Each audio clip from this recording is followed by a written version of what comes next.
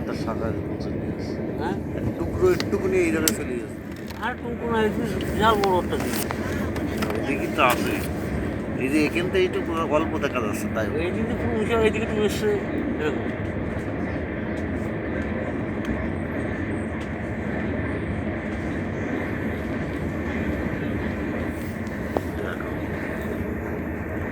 এবার বল, নদী না সমুদ্র? হ্যাঁ এটা কি? এটা ঝিল ঝিল। এবার মনে হয় সমুদ্র।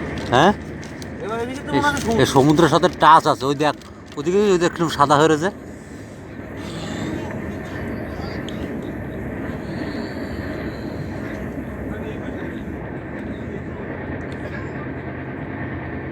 কিন্তু পাহাড় মাঠ দেখা যাচ্ছে তো ওদিকে বুঝি।